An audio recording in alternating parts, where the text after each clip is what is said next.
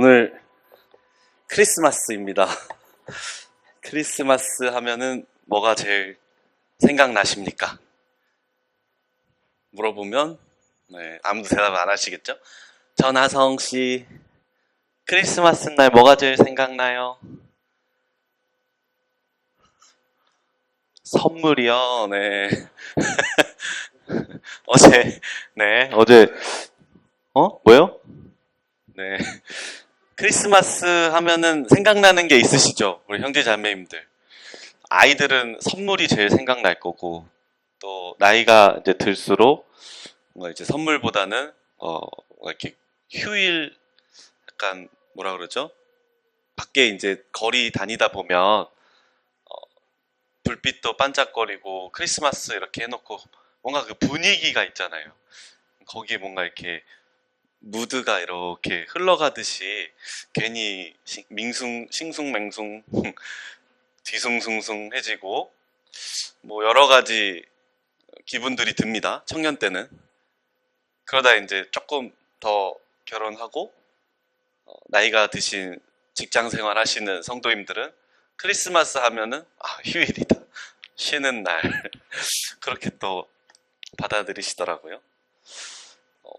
근데 크리스마스 하면은 사실 가장 먼저 생각을 해야 되는 것은 바로 주님입니다. 주님. 우리가 크리스마스는 예수님 진짜 생일이 아니니까 뭐 이렇게 이제 이렇게 배우고는 하지만 사실 제일 먼저 생각나야 되는 거는 예수님이에요. 크리스마스 하면 생각나야 되는 거는 그리스도. 이 땅 가운데 오신 예수님. 아들을 낳으리니 이름을 예수라 하라. 이는 그가 자기 백성을 저희 죄에서 구원할 자이심이라. 이 말씀이 크리스마스 하면 가장 먼저 떠오르셔야 됩니다. 근데 사실 엄밀히 성경적으로 들여다보면 예수님 생일을 기억하라고 하지 않으셨고요. 죽음을 기억하라고 하셨죠. 왜 이 죽으심, 주께서 죽으시고 또 다시 사신 이것을 우리가 기념해서 매주 주일 첫날 떡을 떼잖아요. 같이 떡을 떼러 모이고 예배를 드리잖아요. 주님의 죽으심이 태어나심보다 더 우리에게 의미가 있기 때문에 그렇습니다. 그러면 우리는 크리스마스에 누구와 무엇을 해야 할까요? 의미를 이제 찾았잖아요. 예수님의 태어나심, 그거보다 더 중요한 죽으심, 그리고 부활하심. 어쨌든 주님을 기억해야 되는 하루인데 크리스마스 날 그렇다면 나는 누구와 무엇을 하며 보내야 되는가? 그 생각을 안 하면 안 됩니다. 의미를 찾았으면 그거를 자기 삶에 가지고 와서 적용을 해야죠. 오늘 좀 일찍 교회 왔습니다. 밖에서 밥을 먹고 오느라 교회 근처에 예전에 가던 백숙집에 가서 아이들 먹이고 오느라 좀 일찍 교회 도착을 했는데 우리가 제일 먼저 온 줄 알았어요. 근데 교회에 불이 켜져 있더라고요. 딱 들어왔더니 우리 청년들이 열심히 커튼을 달더라고요. 앞에 커튼을. 연극이라도 할 줄 알았더니 그건 아닙니다. 사정이 있어서 커튼을 다는데 청년들이 모임의 날 준비를 위해서 교회 성도들끼리 모여서 크리스마스 날 성도들끼리 모여서 교회 일을 위해서 준비를 하고 같이 밥을 먹고 이게 크리스마스의 참된 의미가 아닐까 생각이 들었습니다. 아까 와서 딱 보면서 이게 생각이 나서 오늘 말씀 시작하기 전에 먼저 이 얘기를 좀 드리고 싶었습니다. 내년에 크리스마스 때는 우리 성도님들 열심히 일하는 청년들 밥도 좀 사주시고 커피도 사주시고 같이 일도 하시고 또 뭐 청년들만 모입니까? 장년들 노년에 이르기까지 모여서 같이 또 교제하고 하는 그런 시간들이 되면 더욱 좋겠습니다. 마태복음 19장입니다.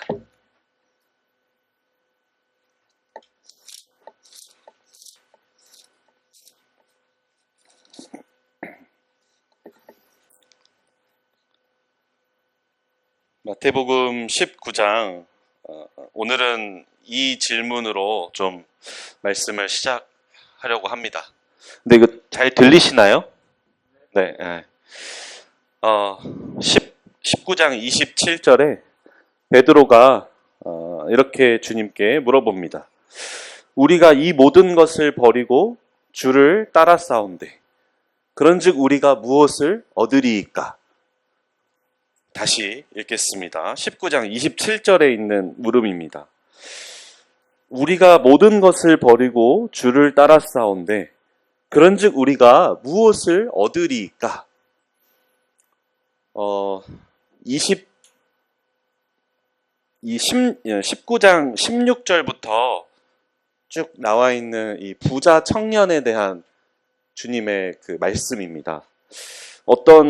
제가 쭉 스토리를 알려드릴게요. 어떤 사람이 주님께 와서 어떤 선한 일을 해야 내가 영생을 얻겠습니까? 라고 물어봅니다. 예수님께서 왜 선한 일을 나한테 묻느냐? 선한 이는 오직 한 분. 너가 생명에 들어가려면 하나님의 그 말씀들을 지켜라 라고 얘기합니다. 그러니까 이 청년이 어떤 말씀을 말씀하시는 겁니까? 아주 당돌하게 물어보죠. 자신이 있나 봐요. 예수님께서 살인하지 말고 간음하지 말고 쭉쭉쭉쭉쭉 다 얘기를 하세요. 그러니까 20절에 이 청년이 내가 이 모든 것을 지키었습니다. 아직도 무엇이 부족합니까? 라고 물어봅니다. 이거 진짜로 부족한 걸 알기 위해서 물어본 게 아닌 거 아시죠? 네. 나 다 지켰는데 뭐 더 부족한 거 있습니까? 이렇게 그냥 자신 있게 뻗땡기는 질문입니다. 그러니까 예수님께서 네가 온전하고자 할진대 가서 내 소유를 팔아 가난한 자들에게 주라. 그리하면 하늘에서 보화가 내게 있으리라. 라고 말씀하십니다. 아주 이 부자 청년의 그 정곡을 찌르시죠. 그랬더니 이 청년이 재물이 많아서 이 말씀을 듣고 근심하면서 떠났습니다. 그러고 나서 예수님께서 제자들을 모으셨어요. 이렇게 얘기하십니다. 내가 진실로 너에게 이르노니 23절입니다. 내가 진실로 너에게 이르노니 부자는 천국에 들어가기가 어려우니라. 다시 너에게 말하노니 낙타가 바늘귀로 들어가는 것이 부자가 하나님의 나라에 들어가는 것보다 쉬우니라. 부자는 천국 들어가기가 너무너무 어렵다라고 예수님께서 제자들을 불러서 이 청년과의 대화를 끝내고 나서 제자들에게 다시 한번 교육을 하십니다. 부자는 천국 가기 어렵다. 제자들이 그 다음 절에 보면 놀랐다고 나와요. 왜 놀랐을까요? 이런 놀라움이 아니라 그때 당시에 유대인들 그 배경 지식으로 부는 하나님께서 주신 것이다라는 개념이 있었어요. 그래서 하나님을 잘 믿고 잘 섬기고 율법을 잘 지키는 사람들에게 하나님께서 부를 더해 주신다라는 그런 믿음이 있었어요. 그렇기 때문에 부자라는 사람들은 오히려 하나님 말씀을 잘 지키고 어떻게 보면 우리보다 더 천국에 가까운 사람, 이런 인식이 있었단 말이죠. 근데 예수님께서 그거를 완전 뒤집으신 거예요. 부자는 천국 들어가기 어렵다. 더 어렵다. 낙타가 바늘귀 들어가는 거가 더 쉽다. 그러니까 제자들이 놀랍니다. 그럼 누가 구원을 얻을 수 있습니까? 부자도 안 되는데. 그랬더니 예수님께서 사람으로는 할 수 없으나 하나님으로서는 다 하실 수 있느니라 라고 말씀을 하세요. 그리고 나서 이 질문이 나옵니다. 이에 베드로가 대답하여 이르되 보소서 우리가 모든 것을 버리고 주님을 따라 싸운데 그런즉 우리가 무엇을 얻으리이까? 오늘은 이제 이 질문으로 좀 시작을 하고 싶습니다. 주님을 따르면 우리에게 무슨 유익이 있습니까? 라는 질문을 좀 분석을 해보겠습니다.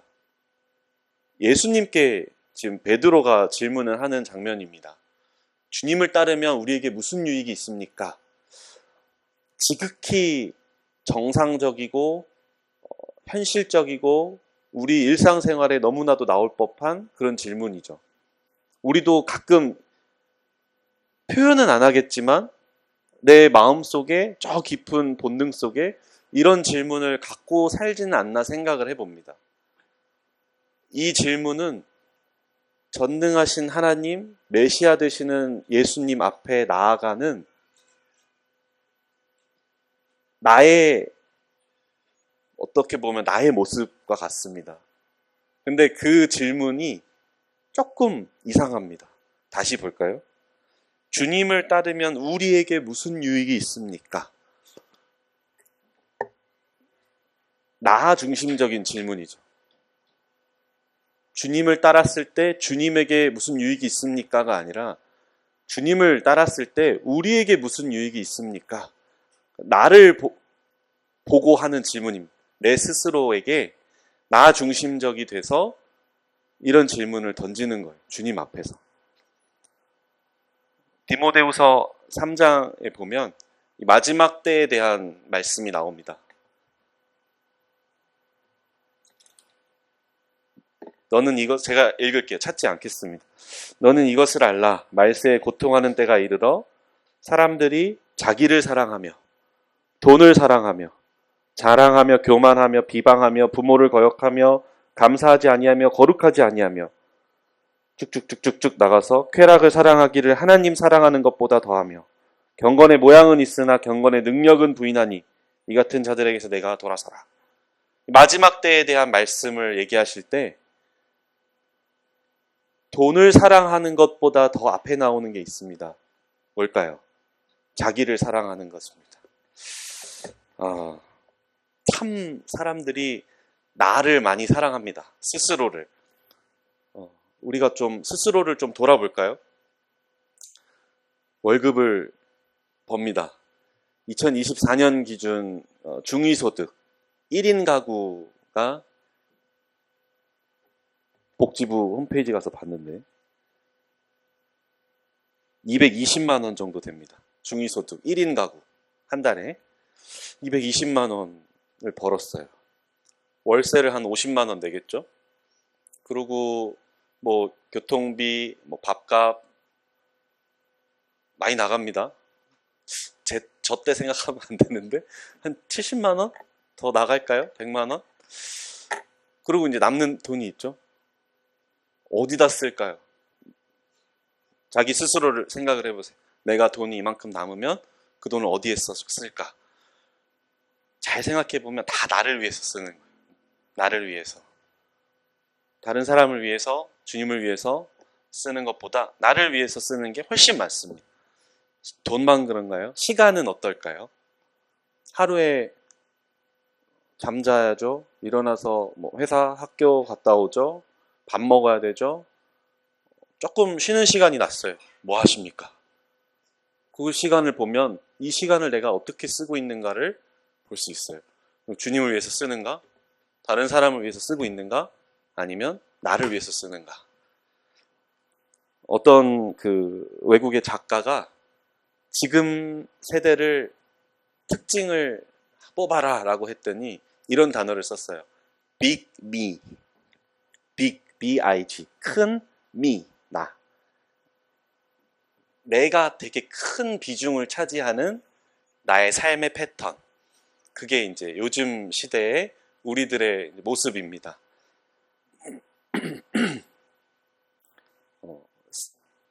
내가 중심에 들어가는 거예요. I center. 그래서 뭐 어떻게 보면 지극히 정상적인 것처럼 보입니다. 이미 우리가 미디어를 통해서 이게 나쁘지 않다라고 계속해서 교육을 받고 나도 모르게 들어서 그래요. 당연히 나에게 투자하고 나를 위해서 내가 즐기고 혼자서도 즐기고 그게 뭐가 나쁘냐. 그래서 몇 년 전부터 쭉 나오는 개념이 YOLO라는 말이 있잖아요. 당신은 한 번뿐인 인생 즐겨라. You only live once. YOLO. 너 인생 너 마음대로 네가 즐기고 싶은 대로 살아라. 그래서 돈이 얼마 없어도 다 뭐 명품 가방을 사고 돈이 내가 없어도 빚을 내서 나를 위해서 고급 레스토랑을 가게 되고 또 해외여행을 가고, 그게 나쁘다는 게 아니에요. 빚을 내서까지 여유가 없는데도 나를 사랑한다는 그 일환으로, 나에게 투자한다는 개념으로 그렇게 요즘 시대 사람들이 살아갑니다. 취업 준비할 때도 그래요. 취업 준비할 때도 예전에는 뭐 영어, 그다음 뭐 경력, 자격증 이런 것만 이제 봤다면, 요새도 아니에요. 훨씬 전부터 외모도 스펙이죠. 그래서 헬스하고 자기 관리하고 러닝하고 자기한테 투자를 해요. 취업하려고.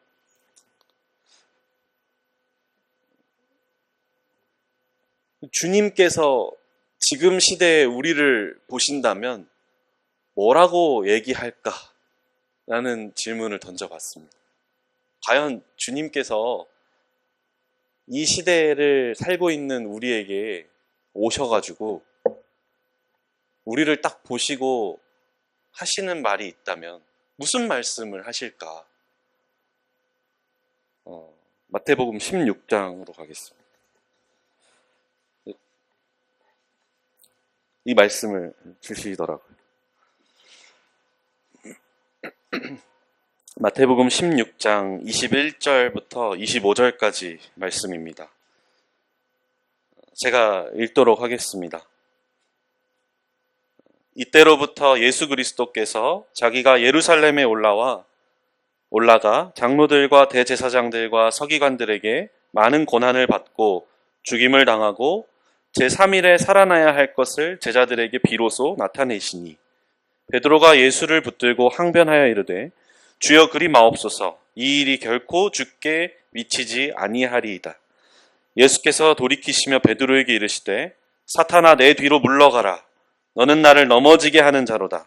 네가 하나님의 일을 생각하지 아니하고 도리어 사람의 일을 생각하는도다 하시고, 이에 예수께서 제자들에게 이르시되 누구든지 나를 따라오려거든 자기를 부인하고 자기 십자가를 지고 나를 따를 것이니라.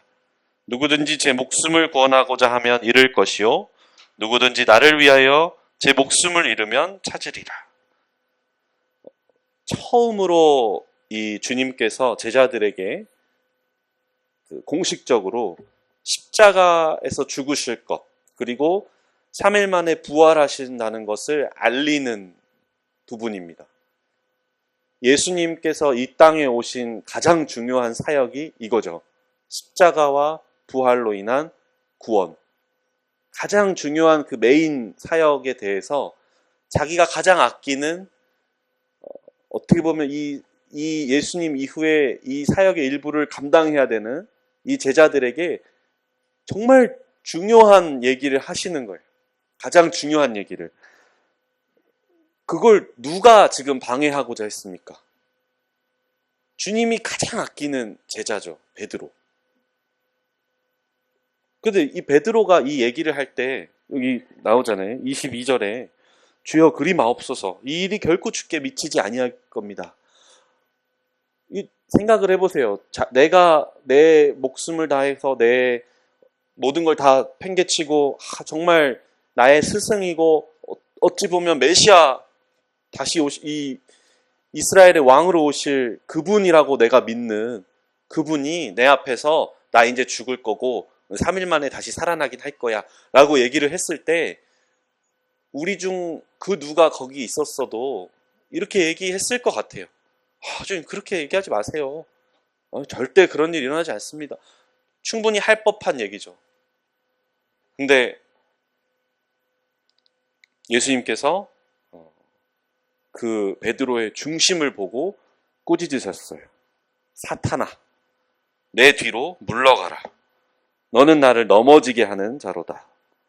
네가 하나님의 일을 생각하지 아니하고 도리어 사람의 일을 생각하는도다. 자기 중심적인 생각과 말과 행동, 이게 사탄한테 기회를 주는 장면입니다.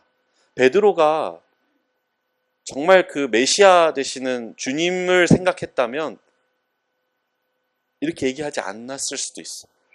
근데 베드로의 마음속에 주님 그러면 안 됩니다 라고 얘기했을 때는 어떻게 보면 내가 따르고 있는 이 주님이 없어진다면 나는 어떻게 될까 하는 나 중심적인 생각이 있었을 수도 있습니다. 그랬기 때문에 사탄이 거기에 틈타고 들어간 거죠. 결국 그 주님의 일을 한다고 했지만 베드로는 주님의 일을 방해하는 꼴이 돼버렸습니다. 주님을 넘어뜨리려는 것과 동일하다고 주님께서 여기서 말씀을 하시죠. 얼마 전에 TV를 보는데 잠깐 짧게 봤어요. 이렇게 지나치듯이 어떤 그 호텔의 총 주방장이 이제 호텔 뷔페 이제 내놓고 나서 셰프들이랑 그 주방장 그 일하는 요리사들이랑 쫙 거의 이제 의사들 회진 돌듯이 쫙 돌아요. 그러면서 얘는 뭐가 잘못됐고 막 이렇게 얘기를 합니다. 그러다가 이제 장어 요리 앞에서 딱 멈춰 섰어요. 자, 질문 드릴게요. 성도님들 호텔 뷔페에 갔어요. 장어가 딱 있습니다. 꼬리가 내 쪽에 있으면 좋을까요? 멀리 있으면 좋을까요? 상관없을까요? 뭐 옆으로 놔야 될까요? 어떨까요? 어떤 기분이실 것 같으세요? 뭐가 제일 먹음직스럽고 좋을 것 같으세요? 몸통? 몸통이다. 네, 몸통. 꼬리다. 상관없다. 네. 뭐 맘만 있으면 된다. 야, 우리 다 내 기준에서 생각을 했죠. 그 주방장이 그게 꼬리가 이 바깥쪽에 있었거든요. 내 쪽, 그러니까 사람들이 푸는 쪽에 있었어요, 꼬리가. 그랬더니 그 아랫사람한테 막 호통을 치면서 꼬리가 여기 있으면 사람들이 이 꼬리가 귀한 줄 알겠냐고 돌려가지고 꼬리를 제일 안쪽으로 넣어놔야 꼬리를 제일 나중에 가져가고 그게 제일 귀한 것처럼 보여서 맛있게 먹을 거라고 막 호통을 치는 거예요. 또 이렇게 해가지고 돌려놔요. 그리고 또 옆에 가서는 새우가 있는데 위에가 조금 말랐어요. 얘 마른 걸 내놓으면 어떡하냐고. 다 갖다 버려요, 새우를. 누구의 잘못이었을까요? 누구의 잘못도 아니에요.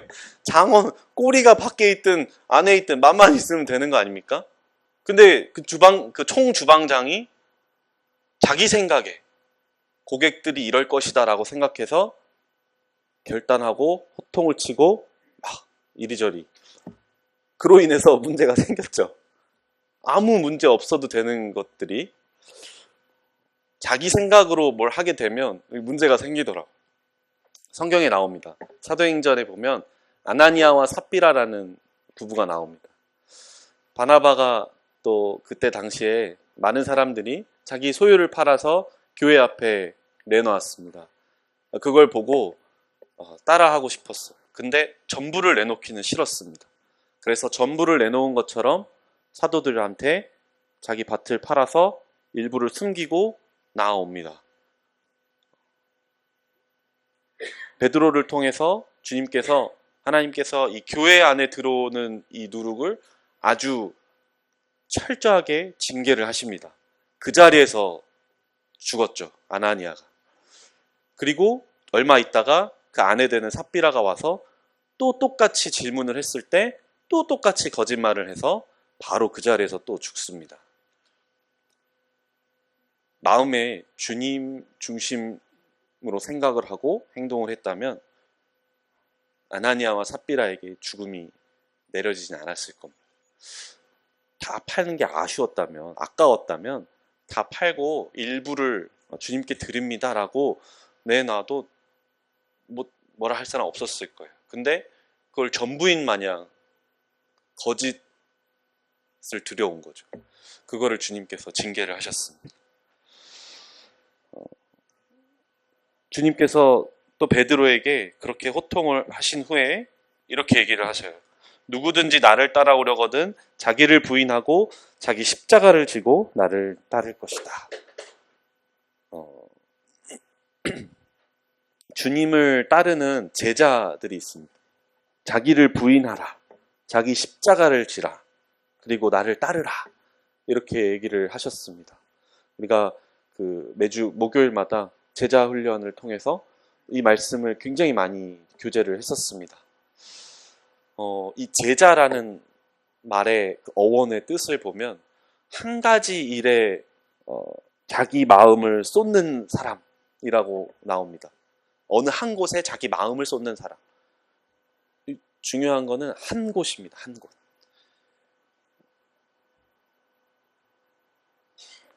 마태복음 그 6장인가요? 너희가 재물과 겸하여 섬길 수 없다라는 표현이 나오죠. 두 주인을 섬길 수가 없습니다. 우리 마음은 지은 사람이 제일 잘 알아요.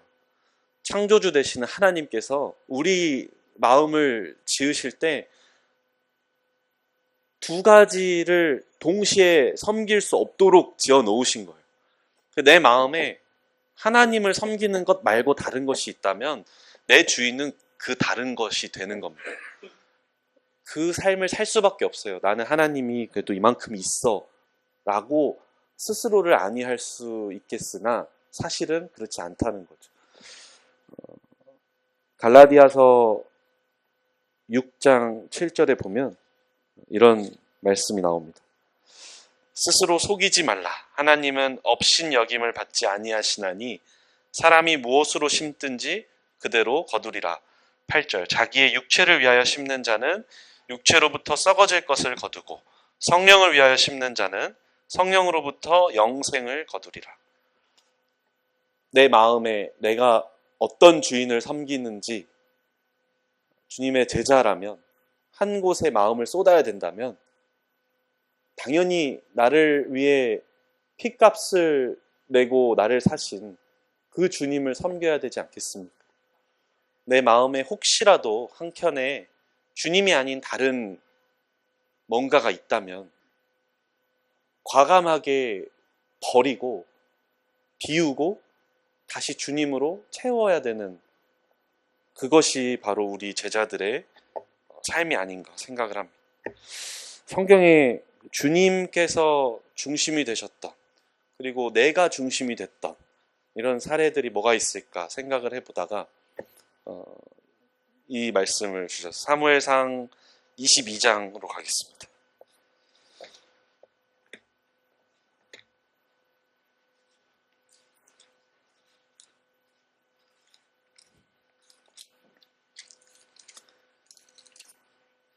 사무엘상 22장 11절 말씀입니다. 사울 왕이 다윗을 쫓고 있습니다. 이제 그 하나님 부리신 그 악신이 사울에게 미쳐서 사울이 이제 다윗을 시기 질투해서 죽이려고 계속 쫓아다닙니다. 그래서 다윗이 이제 도망을 갔는데 제사장 아히멜렉에게 가서 의탁을 했었죠. 그리고 거기서 이제 떡도 얻어 먹고 이렇게 좀 쉬었다가 다시 도망을 갔습니다. 사울이 이제 뒤쫓아왔죠. 그래서 이 아히멜렉을 찾았습니다. 11절입니다. 왕이 사람을 보내어 아히들의 아들 제사장 아히멜렉과 그의 아버지의 온 집 곧 노베에 있는 제사장들을 부르매 그들이 다 왕께 이른지라. 사울이 이르되 너 아히둠의 아들아 들으라. 대답하되 내 주여 내가 여기 있나이다. 사울이 그에게 이르되 네가 어찌하여 이새의 아들과 공모하여 나를 대적하여 그에게 떡과 칼을 주고 그를 위하여 하나님께 물어서 그에게 오늘이라도 매복하였다가 나를 치게 하려 하였느냐 하니 아히멜렉이 왕에게 대답하여 이르되 왕의 모든 신하 중에 다윗같이 충실한 자가 누구인지요. 그는 왕의 사위도 되고 왕의 호위대장도 되고 왕실에서 존귀한 자가 아니니까 내가 그를 위하여 하나님께 물은 것이 오늘이 처음이니까 결단코 아니니이다. 원하건대 왕은 종과 종의 아비의 온 집에 아무것도 돌리지 마옵소서. 왕의 종은 이 모든 크고 작은 일에 관하여 아는 것이 없나이다 하니라. 왕이 이르되 아히멜렉아 네가 반드시 죽을 것이요 너와 네 아비의 온 집도 그러하리라 하고 왕이 좌우의 호위병에게 이르되 돌아가서 여호와의 제사장들을 죽이라. 그들도 다윗과 합력하였고 또 그들이 다윗이 도망한 것을 알고도 내게 알리지 아니하였음이니라. 하나 왕의 신하들이 손을 들어 여호와의 제사장들 죽이기를 싫어한지라. 왕이 도액에게 이르되 너는 돌아가서 제사장들을 죽이라 하매 에돔 사람 도액이 돌아가서 제사장들을 쳐서 그날에 세마포 에봇 입은 자 85명을 죽였고 제사장들의 성읍 롭의 남녀와 아이들과 젖먹는 자들과 소와 나귀와 양을 칼로 쳤더라. 어마어마한 그 대학살의 장면입니다. 뭐에서 시작했습니까? 사울왕의 그 질투에서 시작을 했습니다. 사울이 다윗을 죽이려고 쫓아옵니다. 아히멜렉이 다윗이 의탁을 했을 때 먹을 것을 주고 그 골리앗을 죽였던 그 칼을 돌려줬을 거예요. 그리고 보냈죠. 거기에 뭐 여기 숨어서 사울을 치라 이런 말 없었습니다. 근데 사울이 도착해서 그 숨겨줬었던 얘기를 듣고 이 아히멜렉과 제사장들을 불렀어요. 불러서 모함을 이제 하는 겁니다. 너 그랬지. 너 숨겨주고 여기서 매복했다가 나 죽이라고 했지. 너 분명 죽을 거야. 하고 돌아서 가려는가 또 막 열받아요. 그래서 신하들한테 야 가서 쟤네 죽여. 이 신하들이 뭐라고 합니까? 하나님이 기름 부으신 하나님의 제사장들에게 손을 대기를 무서워했어요. 이게 당연한 겁니다. 근데 사울이 거기서 멈추지 않고 다른 에돔 사람에게 가서 죽이라라고 얘기를 합니다. 그래서 다 도륙을 했어요. 제사장들뿐만 아니라 그 성읍에 살던 젖먹이들까지 다 죽였습니다. 무엇에서 시작됐습니까? 사울의 하나님을 경외하지 않는 마음에서 시작을 한 겁니다. 사울의 마음에는 하나님이 기름 부으신 제사장이라는 표현이 들어있지 않았어요. 내가 짱이야. 내가 왕이야. 내가 법이고 내 말하는 게 곧 전부야. 나는 이렇게 살지 않을 거야. 나는 이러지 않아 라고 생각을 하겠지만 이게 사실 영적인 것으로 가지고 들어와서 지금의 삶에 적용을 해보면 우리는 매일매일 이 같은 삶을 살고 있는 겁니다. 하나님께 물어보고 하나님 이렇게 하시겠습니까? 해도 될까요? 라는 질문을 하지 않고 내 마음대로 행하는 것들이 얼마나 많아요. 우리가. 내 삶의 주인이 나로 살아가는 아주 대표적인 모습입니다. 성경에 많이 나와요. 가인이 그랬어요. 왜 하나님 아벨의 제사는 받으시고 내 제사는 안 받습니까? 전형적인 내 중심적인 질문이죠. 하나님께서 가인의 제사를 안 받으신 이유는 분명히 있는데 하나님께 여쭤봤어야 돼요. 주님 어떻게 해야 제사를 받아주시는 겁니까? 내 제사가 무엇이 잘못됐나요? 하나님 기준에서 하나님 편에서 무엇을 내가 더 고쳐야 됩니까? 물어봤어야 돼요. 하나님 중심적인 삶이라면. 근데 가인은 철저하게 나 중심적인 선택을 했죠. 아벨을 죽이고 하나님 앞에 범죄하였습니다. 첫 살인한 자가 되었죠. 가룟 유다는 어땠을까요? 가룟 유다가 그 마리아가 향유를 부어서 예수님 발을 씻겼을 때 저 300데나리온을 팔아가지고 가난한 사람들 나눠주면 더 좋은 것을 왜 너는 그렇게 낭비를 하냐라고 핍박을 하죠. 이게 하나님 중심적인 선택이었나요? 아니죠. 주님은 그 향유를 부은 마리아를 향해서 이 여인이 행한 일이 후대에 전달될 것이다. 전해질 것이다. 라고 얘기를 하셨잖아요. 근데 가룟 유다는 아깝잖아요. 돈이 아깝잖아요. 가난한 사람들 나눠주고 나면 조금 남았을 거예요. 나한테도. 그런 생각을 했겠죠. 철저하게 나 중심적인 선택을 하고 그런 삶을 사는 사람들이 성경에 많이 나옵니다. 근데 우리도 그런 선택을 하고 살고 있는지도 모릅니다. 교회를 갈 때 또는 내 남는 어떤 돈을 써야 될 때 어떤 시간을 자유로이 쓸 수 있게 됐을 때, 무언가 기로에 서서 선택을 해야 될 때, 성도님들마다 다 처하신 상황도 다르고 결정해야 되는 것들도 다르고 고려해야 될 것들도 다르고 하기 때문에 구체적인 예는 들지 않겠습니다. 근데 어떤 선택을 하게 될 때 우리가 내 중심적으로 내가 주인이 돼서 선택을 하다 보면 이 사울과 같은 선택을 하지 말란 법이 없다는 겁니다. 하나님의 제사장을 죽였어요. 하나님께 맡기지 않고, 그리고 한 명도 아니고 제사장만 85명이죠. 그리고 그 성읍에 속한 아이들까지 다 죽이게 됩니다. 반대로 다윗은 어떠했을까요? 똑같이 그 바로 이어서 나옵니다. 사무엘상 24장 1절입니다. 사울이 블레셋 사람을 쫓다가 돌아오매 어떤 사람이 그에게 말하여 이르되 보소서 다윗이 엔게디 광야에 있더이다 하니 사울이 온 이스라엘에서 택한 사람 3,000명을 거느리고 다윗과 그의 사람들을 찾으러 들염소 바위로 갈새 길가 양의 우리에 이른즉 굴이 있는지라 사울이 뒤를 보러 들어가니라. 다윗과 그의 사람들이 그 굴 깊은 곳에 있더니 다윗의 사람들이 이르되 보소서 여호와께서 당신에게 이르시기를 내가 원수를 네 손에 넘기리니 네 생각에 좋은 대로 그에게 행하라 하시더니 이것이 그 날이니이다 하니 다윗이 일어나서 사울의 겉옷자락을 가만히 베니라. 그리한 후에 사울의 옷자락 뱀으로 말미암아 다윗의 마음이 찔려 자기 사람들에게 이르되 내가 손을 들어 여호와의 기름 부음을 받은 내 주를 치는 것은 여호와께서 금하시는 것이니 그는 여호와의 기름 부음을 받은 자가 됨이니라 하고 다윗이 이 말로 자기 사람들을 금하여 사울을 해하지 못하게 하니라. 사울이 일어나 굴에서 나가 자기 길을 가니라. 사울이 3,000명을 거느리고 이 다윗이 숨어 있다는 동네로 왔습니다. 뒤를 보러 들어갔다는 게 화장실 간다는 거예요. 대변 보러. 하필 들어간 곳이 다윗이 숨어 있는 굴이었습니다. 겉옷을 벗어놓고 이제 용변을 받겠죠. 그 겉옷자락을 다윗이 살포시 잘라서 가지고 있습니다. 참 대조되죠.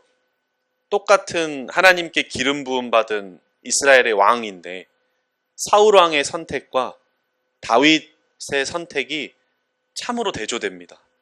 그 옷자락 조금 벤 것도 마음에 찔려서 다윗이 여호와의 기름 부음 받은 자를 건들지 말라. 하나님의 소관이다. 26장에 가면 또 똑같은 장면들이 나와요.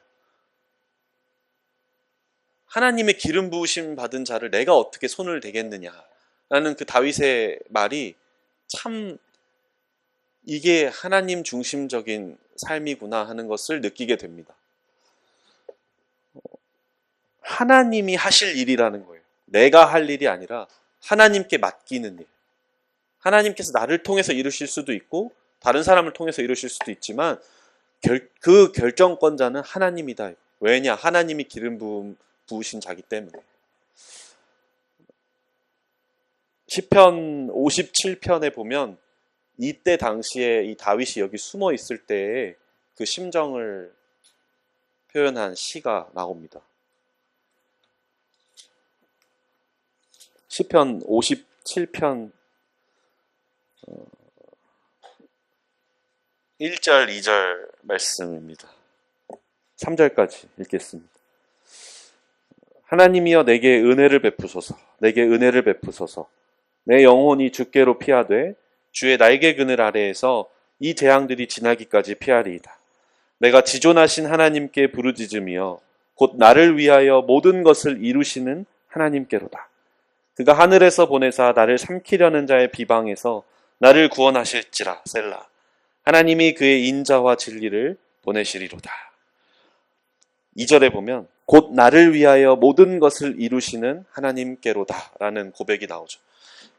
이게 그 사울을 죽일 수 있었던 여러 번의 그 순간에도 다윗이 선택했던, 사울을 건들지 않고 하나님께 맡겼던 그 이유입니다.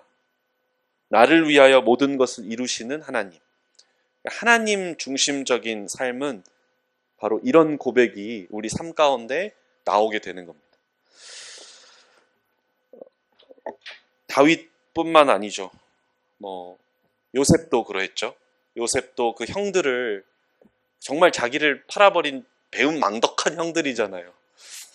그런 형들이 와가지고 밥 달라 그러고 곡식 달라 그러고 막 울고 엎어지고 그랬을 때 요셉이 그 형들을 보면서 용서를 하면서 이런 말을 해요. 나를 먼저 이리로 보내신 것이 하나님이시다 라는 표현을 합니다. 어떻게 그런 표현을 할 수 있을까요? 우리 같으면 적어도 한마디는 했을 것 같아요. 형님들 그거 보세요. 옛날에 제 꿈이 맞았죠. 형님들 나한테 절했죠. 인정하세요. 그럼 내가 곡식 드릴게. 아니면 형님들 좀 더 진실한 마음으로 사과를 한번 해보세요. 그럼 내가 살려는 드릴게. 그게 아니잖아요. 이 요셉이 형들 앞에서 이런 고백을 했다니까요. 이 나를 이리로 먼저 보내신 자는 여호와시니 하나님이시니라. 지극히 하나님 중심적인 삶의 선택입니다. 또 여러 사람들이 있어요.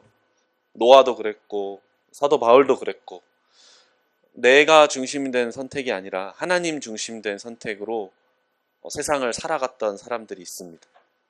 우리 삶에 적용을 해야 됩니다. 나의 영적인, 나의 실제적인 삶의 선택의 기로에 있어서 내 스스로를 돌아보고 내가 어떤 선택을 함에 있어서 나는 사울왕처럼 선택을 할 것인지 이 다윗처럼 선택을 할 것인지 그 차이는 하나님을 내 삶의 주인으로 인정하느냐 하지 않느냐에 있는 겁니다. 근데 그 작게 보이는 이 차이가 어마어마하게 큰 결과를 만들어냅니다. 사울왕은 결국에는 블레셋과의 전투에서 패하고 그 이름 자기 병사였나요? 창에 찔려서 죽죠. 다윗은 그렇게 도망쳤지만 결국엔 온 이스라엘의 환대를 받아서 이스라엘의 왕이 됩니다. 그리고 예수님의 그 위대하신 그 족보에 들어가게 되죠. 왕의 족보가 되는 겁니다. 바로 눈앞에 보이는 어떤 이득을 찾는 선택이 아니라 나의 주인 되시는 하나님께서 나를 위해 모든 것을 이루시는 그 하나님께서 어떤 선택을 하게 하시는지, 어떤 삶을 내가 살기에 하기를 원하시는지를 매일매일 매 순간순간 하나님과 대화를 하고 물어보고 동행을 해야 됩니다. 참 어렵습니다. 저도 다 안 됩니다. 제가 다 돼서 이런 말을 하는 것도 아니고. 근데 그렇게 해야 돼요. 그게 예수님께서 우리를 구원하신 그 구원자 되시는 예수님 앞에 우리가 나아갈 때 마땅히 취해야 되는 태도이고 자세입니다. 베드로의 그 질문으로 이제 다시 돌아가서 결론을 맺겠습니다. 주님을 따르면 우리에게 무슨 유익이 있습니까?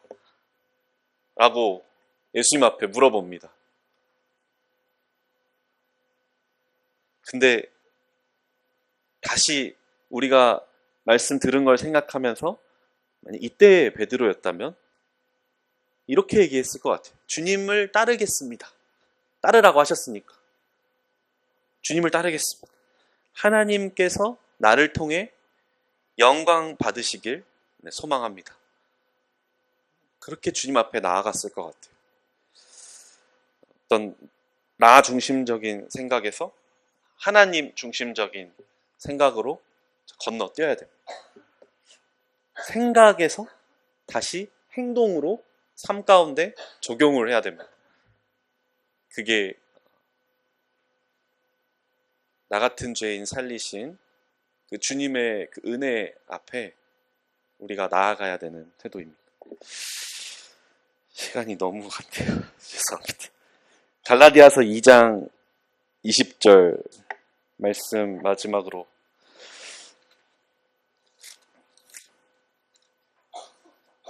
기도하겠습니다. 찬양으로도 있죠.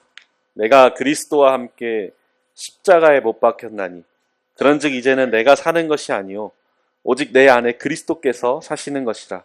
이제 내가 육체 가운데 사는 것은 나를 사랑하사 나를 위하여 자기 자신을 버리신 하나님의 아들을 믿는 믿음 안에서 사는 것이라. 다시 오늘 처음 들어왔을 때 우리 커튼 달고 있던 헉헉대던 우리 청년 형제님들 얼굴이 생각이 납니다.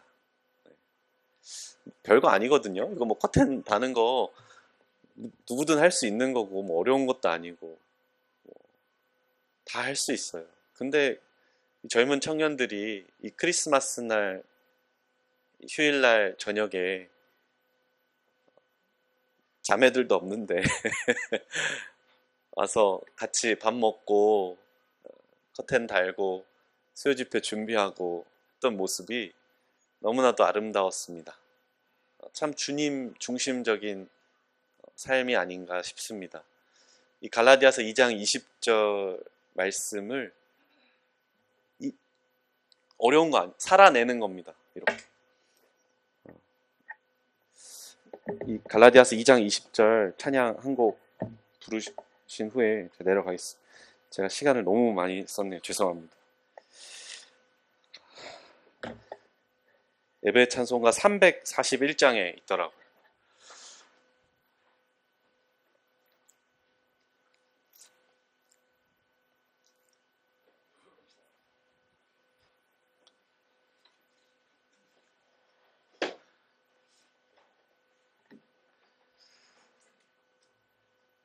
예배 찬송가 341장입니다.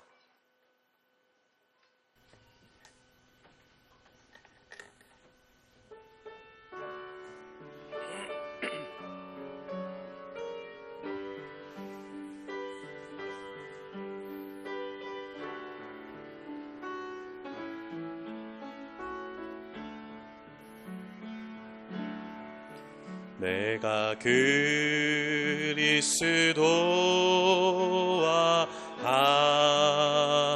함께 십자가에 못 박혔나니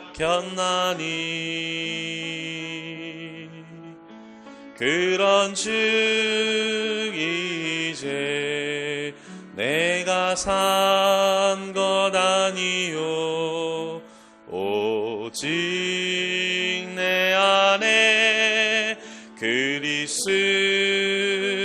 그리스도께서 사신 것이라. 이제 내가 육체 가운데 사는 것이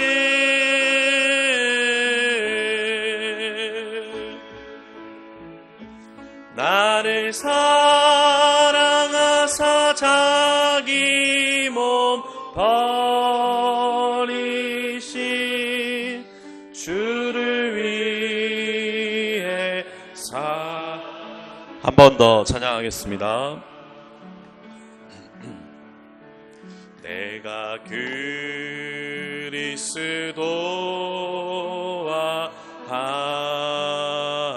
함께 십자가에 못 박혔나니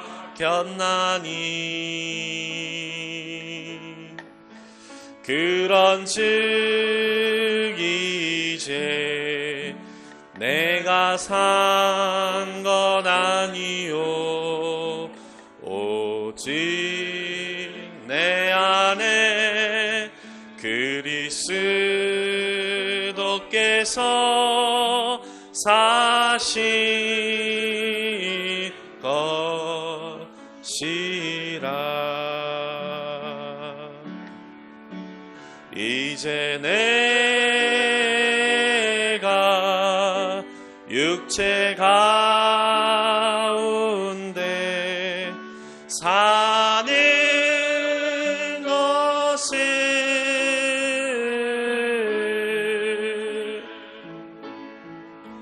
나를 사랑하사 자기 몸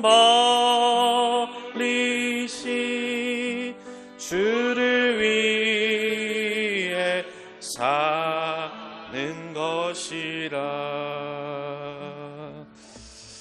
네, 주님을 위해서 살겠다는 고백이 우리의 삶 가운데 나타나고 또 그걸 통해서 하나님께서 영광을 받으시기를 소망합니다.